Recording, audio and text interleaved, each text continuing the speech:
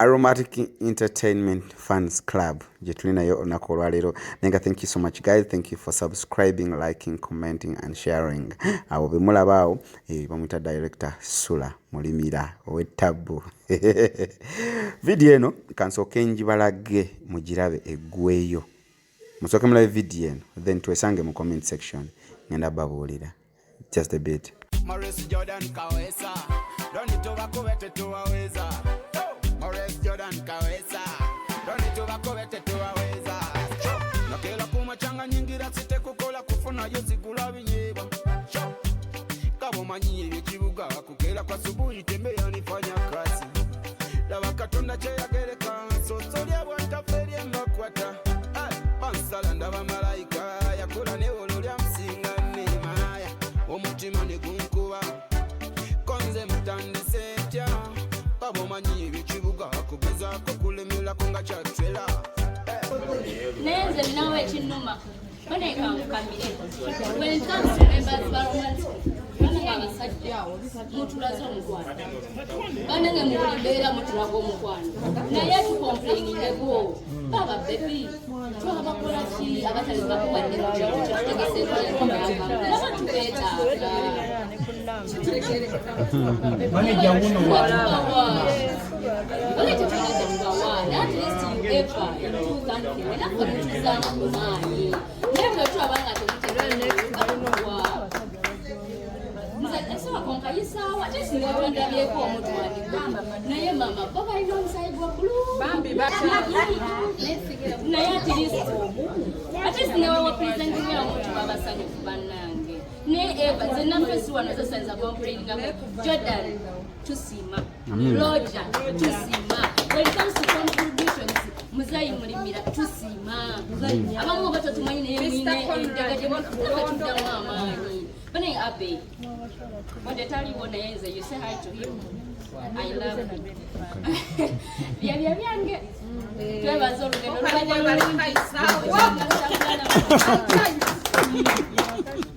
sesiyagenze yo bali ngenenga kinuma sawa tubera ku birthday zamwe kuzamwe nga babaawo mafe mbatu yambe tuba tusaamu obudde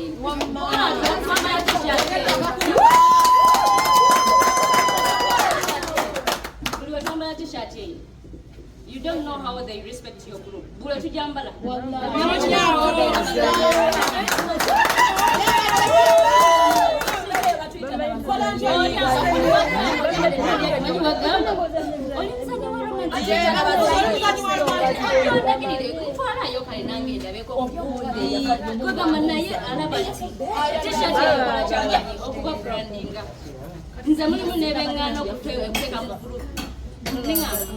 Ninga kwesiyeko bane yakolo lyazanyanga azanyanga ninge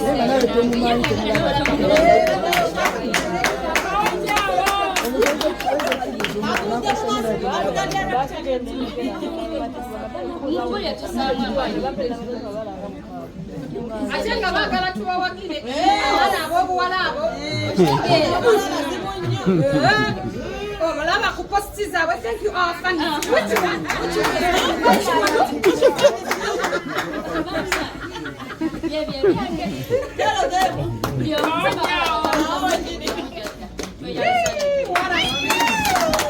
okay omugalo ogw'amaanyi wala kabyayogedde akiikiridde bangi tweyanzege mu kaseera kano ndowooza nga tutuuka ku nkomekkerezo yaffe tugenda kweyanjula muko nga bammemba kinoomu oyogera linnya lyo nalyokozesa wali okutegeera tuyinza okuba nga tuli wano bangi naye banyabo amannya Mulimira Swait Badru Serwere nsanyuse nnyo okubasisinkana bassebo ne banyabo abawagizi ba Aromatic. Nze nange ndi muwagizi w'abawagizi ba Aromatic.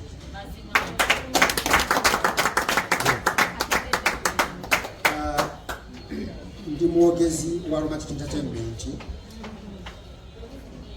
ndi muzanyi naye nsanyuka nnyo olwensinkana abantu nga mmwe nga mukuŋŋaanye ku bwaffe. Simanyi bakamwana omanyi nze nzaala Faru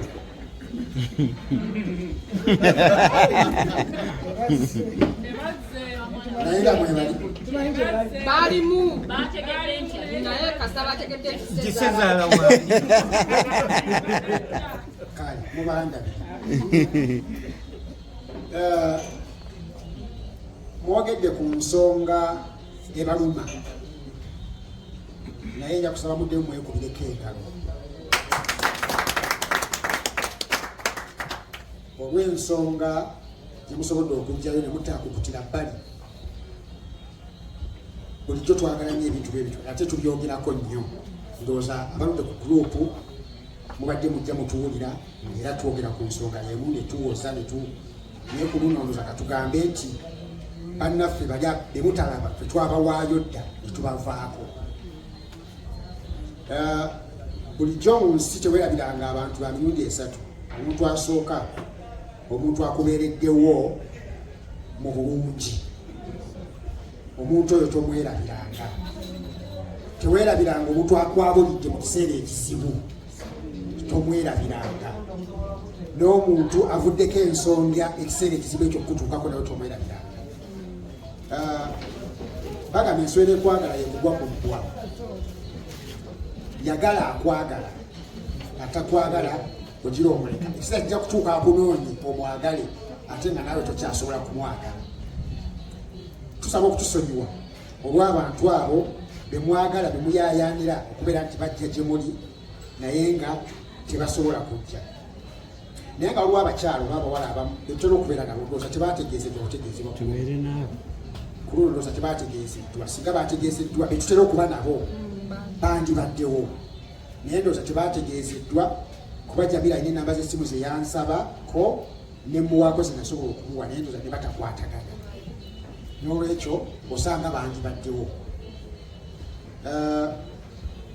Tetujja kubawolereza nnyo naye ffe bwe tuba nga tubaliko mubeere kufa abatuliko wadde nga tuli mu blanketi yemu nti aromatiki, naye tojja kuwaliriza muntu okwagala tebakuwaliriza. Yagala akwagala, atakwagala ogira omuleka kiseera kijja kutuuka naye akwagale. So mbadde mbagumya nga mbasaba nti ffe abali obumu nammwe tubeere bumu. Ennamba ejja genda yeeyongerako nga bategedde nti muli ba mugaso. Kiseera kijja kutuuka nga bategedde nti muli ba mugaso batandike okubeetaaga. Naye ate bwe baba nga babeetaaze temukola nsobi, temukola empisa embi ne mugala naffe ka tubeesambe. Tugezeeko kubaaniriza omwomu mpola mpola. So sijja kwogera bisingako awo naye tugenda kutuusa obubaka eri CEO tumutegeeze nti waliyo okwemulugunya eri abawagizi baffe nti abaana abawala bo babakola ki. Naye kyemanyi nti naye ayogera nabo neri pamoja likola ki ne wolaba Duma Bikalu International yenze East Africa, Africa, United some parts of Asia. So nze nchikuba ndi muzanyi mu aromatiki characters ezenjawulo ze mbadde mundabiramu n'emirimu gyange bwe basiri eyo mbeera y'eminiya ndi musivo ate bwe basiri eyo mbeera mikolo era taata bwe nkusanze olwaleero nzijukidde omuntu gwe nali mbaddeko ku mukolo gwe ate nga nze yali ku muzindaalo. So nebaza era nanyo era anti mwalumali kitulina mwera nanyo kati era nalo ne Shaki Aida bayuza okutuuka ku mazaalibwa ga leero emyaka gino giringa emitonotono kyokka bangi abatagituuseeko. Saba no Allah yongere bakozesa ebirungi abawe ssente obulamu obulimu ssente bunyuma abagize emikwano agaze bizinesi zammwe alongoose ezzadde lyammwe mufune ezzadde eddungi erinabawo ekitulu erinaweereza eggwanga ate erinaatya Katonda abawe emyaka egyo gyokka egy'ensonga tuleme kubeera nti buwangala emyaka 10 ejja tawanya abantu tate mumwanikeko mumujje eyo. Nja kusaba abatannawasa n'abatannafumbirwa bwe kiba kisoboka wasa mu gurupu eno tusobole ozaala abaana basobole ogikola ki ogikuumira ebbanga lyonna. Kubanga ojja genda owasa omuntu nga yalina ekibiina ekiralira naye mwali weoza lwaki omusiraamu yandiyewasiza musiraamu kukuuma ddiini eno ng'abaana betuzaala basiraamu kannaffe bwe tuba tukola. Tweyanza nnyo tweyanzege abadde ambooza gu abawagizi abazanyi basobola okuwasa mu bawagizi so neyanza nnyo neyanzeege kati olwokuba mukadde waffe ono ye mwogezi waffe w'ekibiina yajjo kiggala.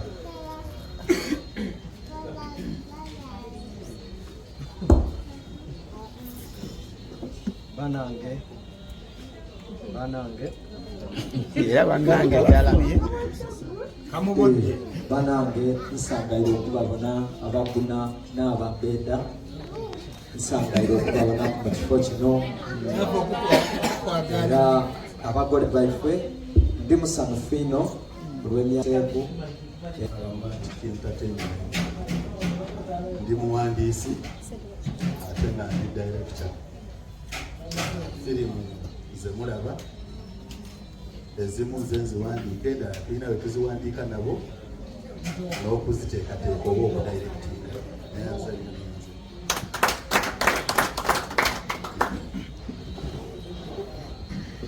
banteze balowoozi paati eki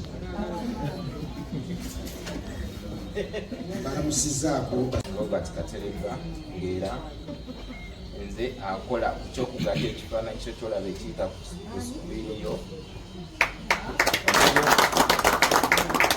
Omuzungu gwayita editor.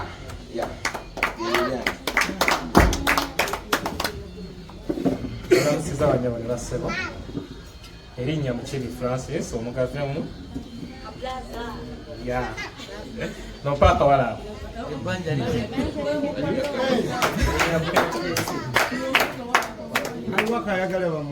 Malumatic Entertainment ndi muzanyi ate ndi sound recordist. Agamawulire amaloboozi ge muwulira bye boogera ebigambo nze akwata amaloboozi ako. Nina erinnya lye bampita abamu abantu bali banjita Boommaster era ndowooza olaba social media ziriko Boommaster tobuuza mulala. Aromatic Entertainment fans, baramusize bimuna wewe walikuwa na magara Aromatic Entertainment. Pamfita Morris Jordan Kawesa ndi muzanyi mu Aromatic Entertainment. Thank you so much. Assalamu alaikum warahmatullahi wabarakatuh. Musibe mkyabanyabonasa mukama mulungi seera kyonna. amina. Amanya bampita Hindisibwe Rogers nga ndi muzanyi mu Aromatic Entertainment era nze manager wa Aromatic Entertainment. Happy birthday baby Jans. Yeah. Ebisigadde omukulu spokesperson yagendo obimalayo omukulu Mulimira Sulaiti.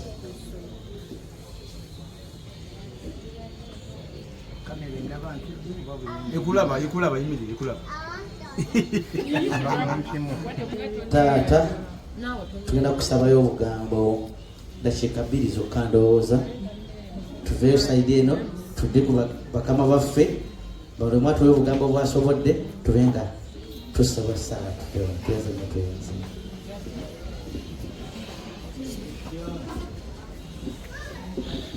Assalamu alaikum warahmatullahi wabarakatuh. Assalamu warahmatullahi.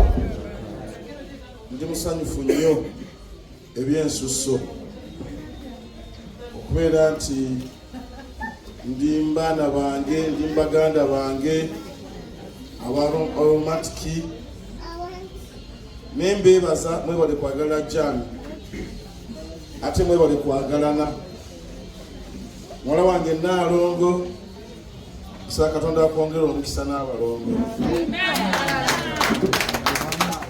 Mwala wange yaddako ani Shakira nawe oli Nalongo nawe nkwagaliza obuwanguzi obulungi.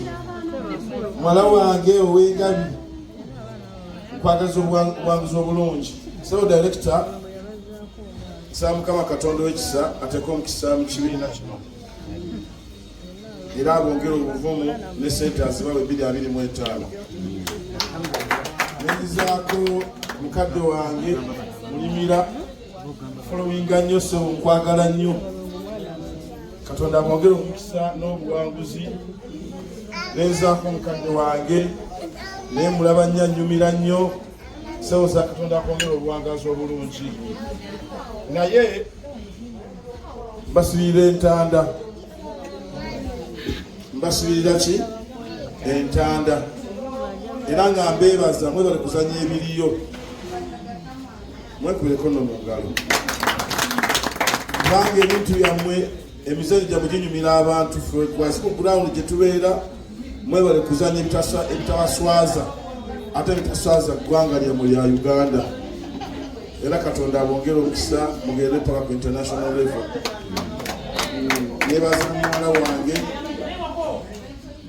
gyali ono nakanwaki. Katonda abongera omukisa tabanyi wange mwenna twaliza wamu. Enedwa gamba nti amina agikuwe nga yiyo person. Sa Katonda ono abakyala bameka. Sa Katonda kuwa obusobozi ogirako obwokubiri.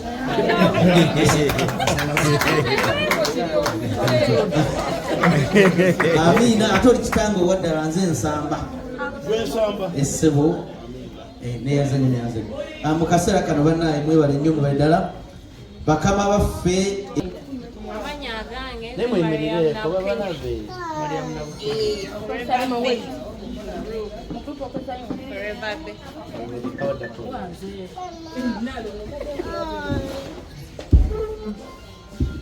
Erinya Peaceful Nalongo. Okozesa linnya kirage? Peaceful. Amanya gange sinabukeera ndatiya Nadia Diyo.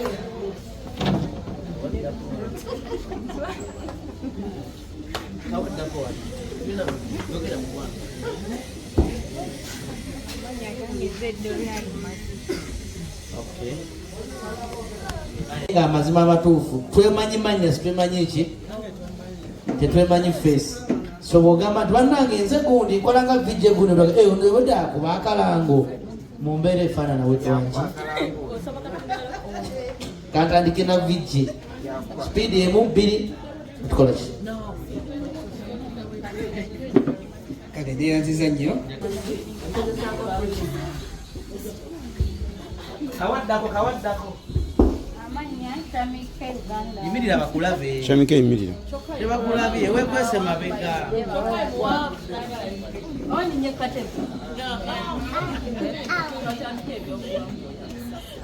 Mulungi wamala kubawo nnyo. Rambosa from the Liga clan, Sefiga family.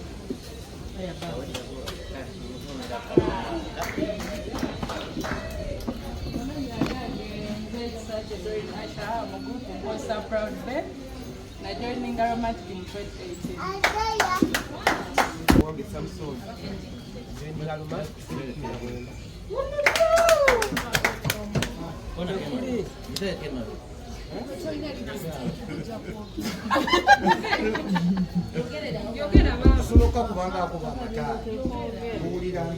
amanya gange nze Ibrahim Kitiibwa Sagala Nsubuga nakozesa Aaron Kitiibwa.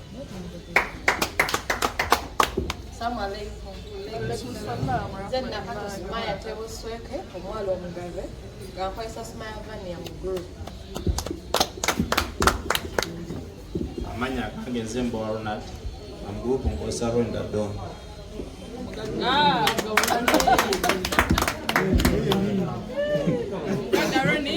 Amanya gange nze Najemba Rose. Amanya gange nze Kwagala Jay. Amanya gange genza nakano ajijalia nga ndime tatu wange omulungi omugabi mukulu wa Jaila mukulu wa Jamila dadani mukulu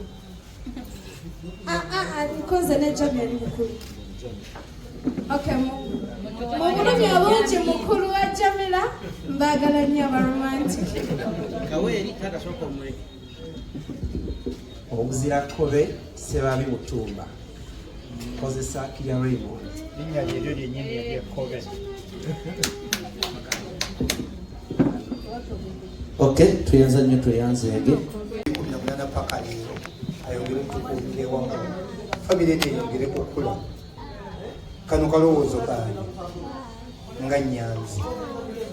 Dumabika nze njagamba nti muyimirire tusabe. Ate era nga bwe kimu oluyimba lw'eggwanga o Uganda ekitundu ekisooka.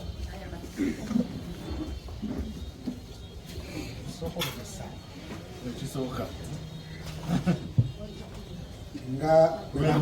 Ekitundu kyetumanyi nga bwe bantumye okusaba sebo sigera kukyemaze kandi ekitundu ekitugatta era kyekisaana Katondo omulungi ow'ekisa otubeere Mukama otumuleke emikisa gyera baffe omukuumenga akimala naye nga tukyali waggulu omugole ono bebi naye atuwe ekitundu ekyoluyimba olw'eggwanga o Uganda. Bulijjo kyetuyimba o Uganda ekimu kyetuyimba O Uganda, may God uphold thee. We lay our future in thy hands. United, free for liberty, together we'll already stand.